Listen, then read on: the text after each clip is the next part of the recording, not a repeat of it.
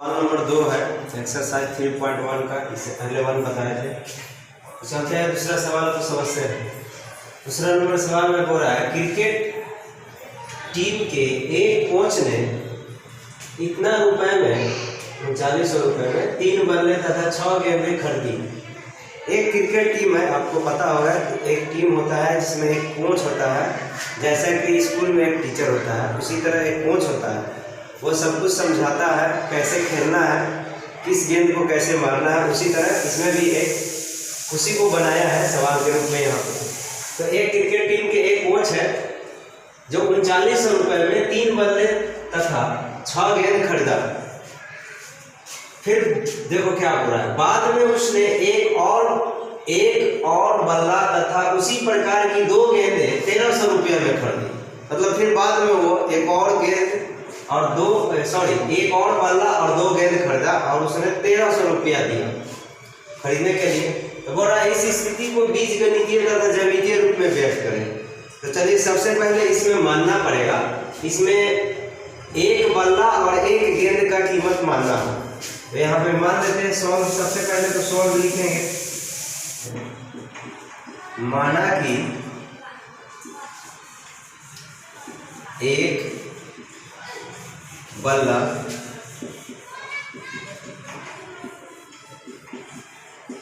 कीमत 100 रुपया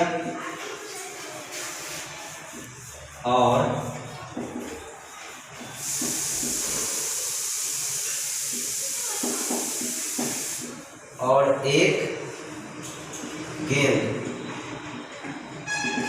का कीमत y है। ये हमने मान लिया। और पहला शर्त से दिया हुआ है कि 3900 रुपये में 3 बल्ला तथा 1 गेंद खरीदा। तो इसके लिए लिखेंगे प्रथम शर्त से। तो यहाँ पे लिखेंगे नाउ प्रथम शर्त से क्या दिया है, 3 बल्ला तथा 6 गेंद 3900 रुपये में खरीदता है। अगर एक गेंद को हम x माने हैं तो 2 गेंद क्या हो जाएगा, 2x। उसी तरह 3 गेंद क्या हो जाएगा, 3x। उसी तरह फिर एक गेंद के लिए y माने हैं और 3 गेंद के लिए एक गेंद के लिए x माने हैं। तो यहाँ 3 बल्ले तथा 6 गेंद खरीदता है। तो एक बल्ला का x है तो 3 बल्ले का 3x हो जाएगा, प्लस एक गेंद का y माने हैं तो 6 गेंद खरीदता है तो 6y हो जाएगा। सबको जोड़कर उसने 3900 रुपये दिया तो 6y हो जाएगा। और सब में जोड़ करके कितना पैसा देता है, 3900 रुपया। ये 3900 रुपया हो गया। ये समीकरण फर्स्ट हो गया। अब अगेन मतलब पुनः दोबारा फिर से द्वितीय शर्त से चलते हैं।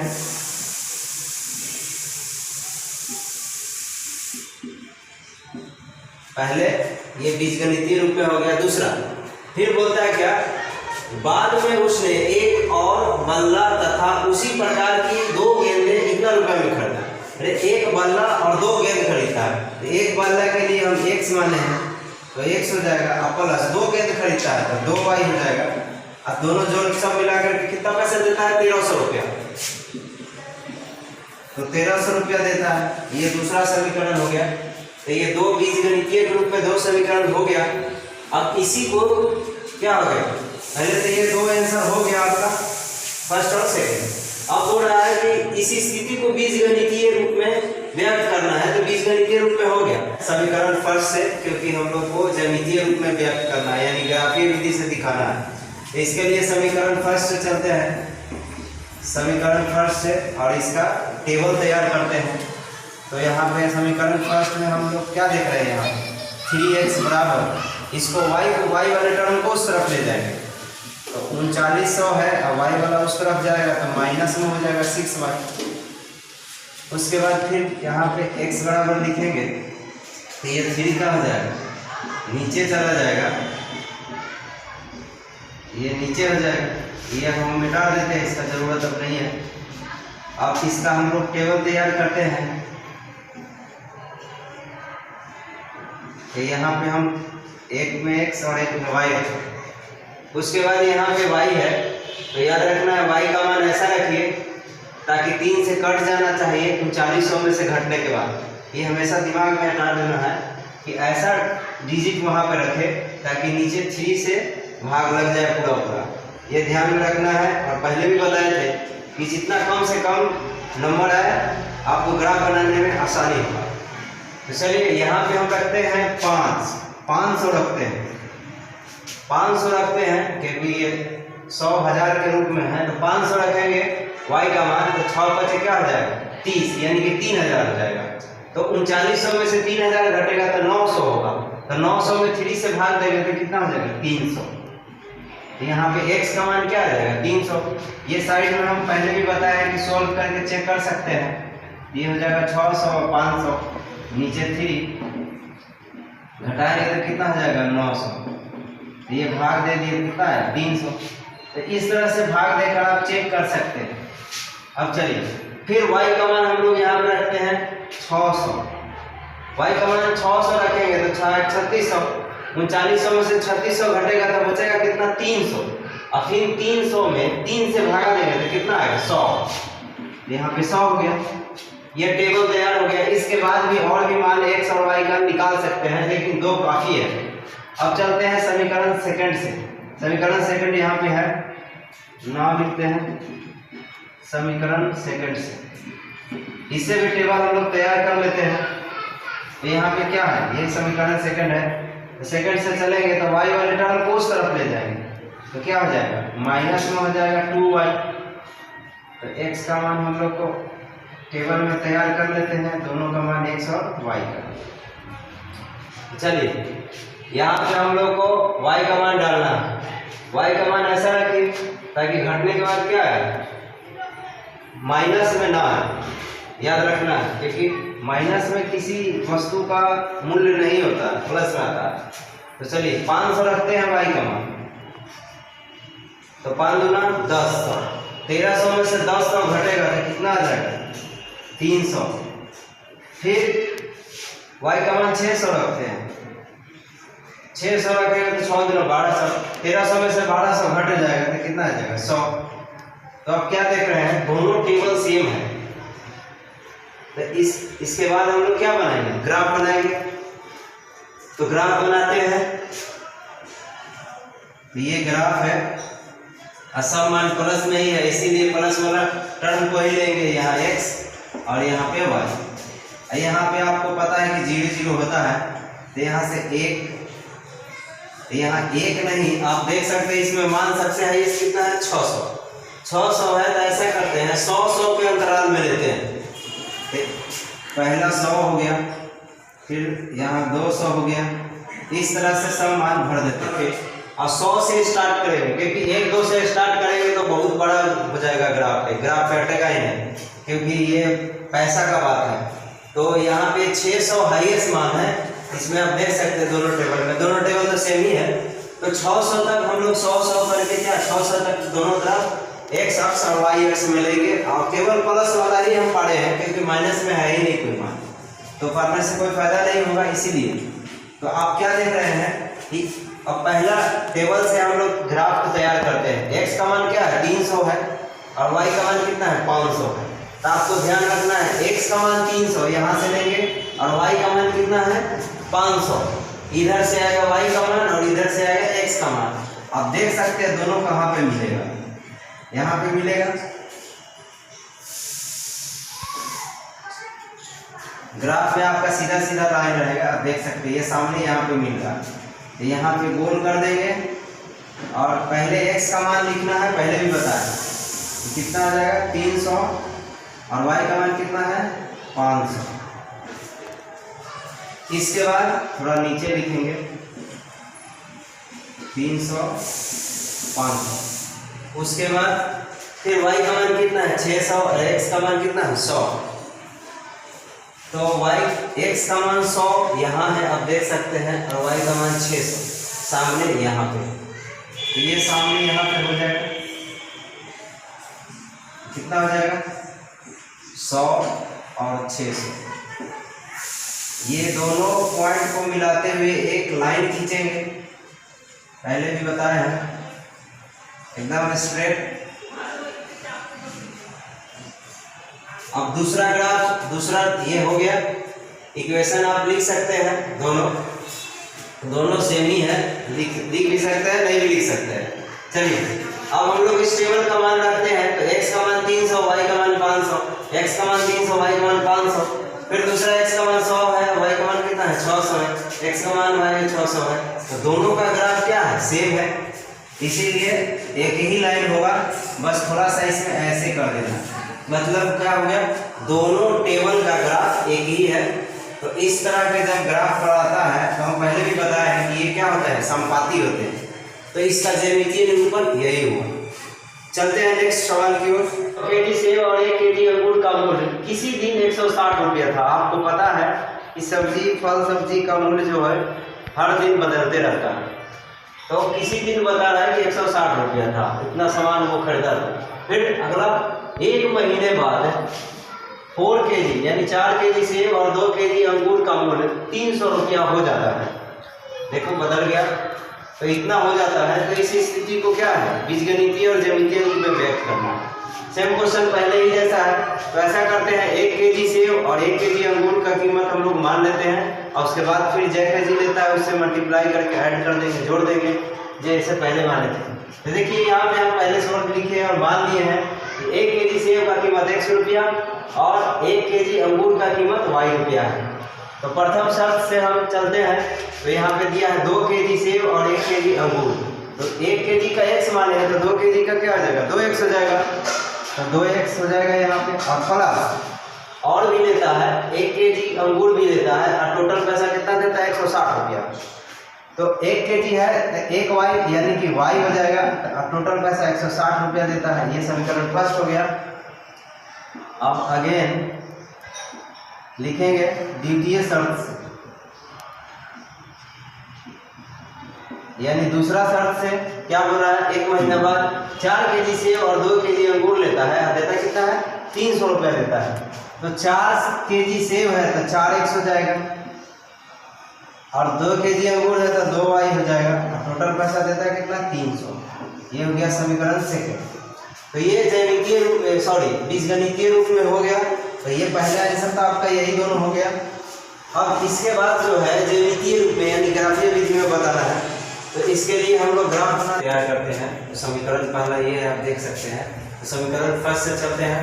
समीकरण फर्स्ट से चलने का y वाला टर्म को उधर ले जाएंगे, तो 160 माइनस y हो जाएगा, और ये 2 जो बचा है वो नीचे चला जाएगा। अब इसको मिटा देते हैं।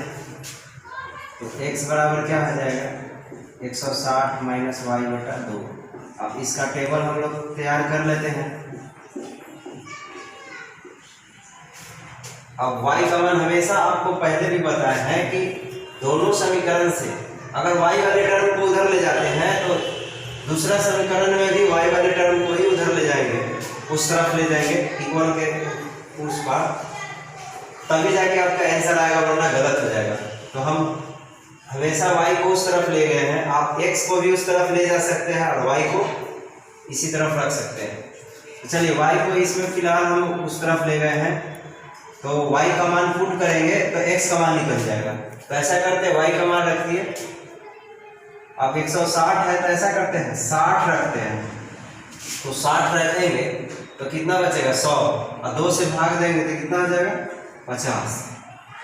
फिर रखिए y का मान एक और रखिए, कुछ सोचिए। ऐसा करते हैं y का मान 40 रखते हैं। y का मान 40 रखेंगे तो 160 में से 40 घटा 120, 2 से भाग देंगे तो कितना आ जाएगा 60 हो जाएगा। ये एक टेबल तैयार हो गया।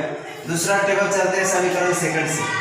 तो अगेन लिखेंगे समीकरण सेकंड से, और y वाला टर्म को ही उधर ले जाएंगे, क्योंकि हम बताया पहले भी कि इसमें पहला समीकरण में y वाले टर्म को उस तरफ ले गए थे, बराबर के उस तरफ।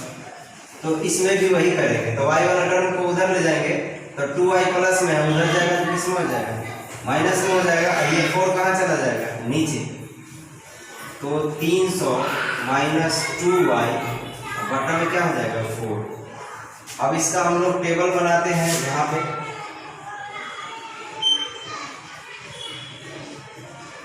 एक्स वाई, यहाँ पे y का मान आप पुट कीजिए। ऐसा रखिए ताकि 4 से कट जाए, ये ध्यान में रखना है। तो y का मान आप सोचिए क्या रखें, y का मान ऐसा करते हैं 50 रखते हैं। y का मान 50 रखेंगे तो 2 से गुना हो जाएगा तो 100 हो जाएगा। 300 में से 50 घटेगा, 100 घटेगा तो 200 बचेगा, और 4 से भाग लीजिएगा तो कितना आ जाएगा, फिर 200 ही 50 ही आएगा। उसके बाद फिर रखिए y का मान रखिए, कितना रखिएगा, ऐसा करते हैं y का मान रखते हैं 40, तो कितना हो जाएगा, 40 गुना 80 हो जाएगा। y का मान 40 रखते हैं, 40 गुना 80, तो 300 में से 80 घटता है तो कितना बचता है, 220।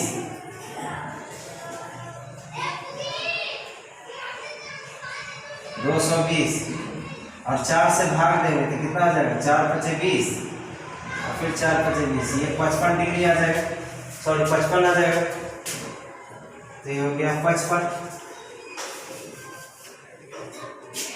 तो अब इस दोनों टेबल से हम ग्राफ बनाते हैं। तो आप देख सकते हैं यहाँ पे ग्राफ हमने ले लिया, सब मान प्लस में ही है, ये x है और ये y है। यहाँ तो 0 0 होता ही है, हम सब प्लस वाला ही लिए हैं क्योंकि माइनस इसमें कोई मान नहीं है। सबसे हाईएस्ट मान यहाँ पे क्या है, यहाँ 55 है और यहाँ पे 60 है, तो सबसे हाईएस्ट मान 60 है। तो ऐसा कीजिए 10-10 का अंतराल लेकर के इस ग्राफ में आप क्या कीजिए, सबका नामकरण कीजिए। तो 0 से स्टार्ट करेंगे और 60 तक जाएंगे।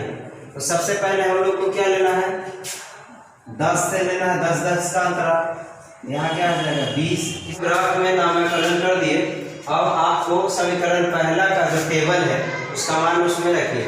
तो देखिए यहाँ पे x का मान 50 है और y का मान 60 है, तो इधर से x का मान 50 यहाँ है और y का मान 60 यहाँ पे है। ये दोनों देखिए सामने कहाँ पे मिलता है, ध्यान से देखना है। ग्राफ में आपका सब लिखा रहेगा और सामने सामने ऐसे मिला देना है, ये हो जाएगा। मान लीजिए तो x का मान क्या है, 50 है, 50 और 60 इस तरह से। फिर दूसरा है x का मान 60 है और y का मान कितना है, 40 है। तो x का मान 60 यहाँ पे है, y का मान 40 यहाँ पे है, ऐसे सामने आ जाइए। ये 60 और 40 यहाँ पे हो जाएगा। थोड़ा सा इधर उधर होगा तो लाइन गड़बड़ हो जाएगा, तो यहाँ पे थोड़ा सा इधर उधर हो सकता है क्योंकि ये ग्राफ नहीं है ना स्केल है। तो आप देख सकते हैं यहाँ पे ये हो गया 60 और 40। अब ये दोनों को मिलाते हुए सीधी लाइन खींच देते हैं, तो थोड़ा सा इधर उधर भी हो जाता है, आपका स्केल और ग्राफ पे बनाना है। और यहाँ पे समीकरण जो है उसका नाम लिख देना है। x बराबर क्या है, 60, 160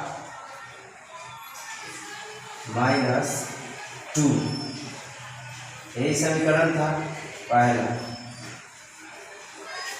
दूसरा टेबल से माना कि x का मान 50, y का मान भी 50, यानी x का मान 50 यहाँ से और y का मान 50 यहाँ से। तो दोनों कहाँ पे मिलता है, आप देख सकते हैं यहाँ पे मिलेगा। तो यहाँ पे मिलेगा, ये 50 का 50 हो जाएगा। फिर यहाँ पे देखिए x का मान 55 है और y का मान 40 है, तो y का मान 40 इधर से आएगा और x का मान 55। अब ध्यान से देखिए 50 और 60 के बीच में होगा, यानी इसके सामने आएगा और 40 यहाँ पे आएगा। तो ये मान लीजिए कि इसके सामने ऐसे होगा, देख सकते हैं ये 40 है और ये 55 है, तो ये सामने हो जाएगा। ये हो गया 55 और 40। तो इस तरह से ये दोनों पॉइंट को मिलाते हुए एक और लाइन खींचेंगे, तो आप देख सकते हैं दोनों लाइन पैरेलल है, समांतर है। ये दोनों एक दूसरे के क्या हो जाएगा, समांतर हो जाएगा। अब इसका जो समीकरण है लिख दीजिए, x बराबर क्या है, x बराबर 300 माइनस 2y बटा में क्या है 4। ये समीकरण सेकेंड है। तो इस तरह से हम लोग बनाते हैं ज्यामितीय निरूपण ग्राफीय विधि से इस तरह से सॉल्व करते हैं। और ये एक्सरसाइज का अंतिम सवाल था। उम्मीद करता हूँ कि आपको समझ में आया होगा। तो आप अपने दोस्तों को भी शेयर करें। बहुत बहुत धन्यवाद।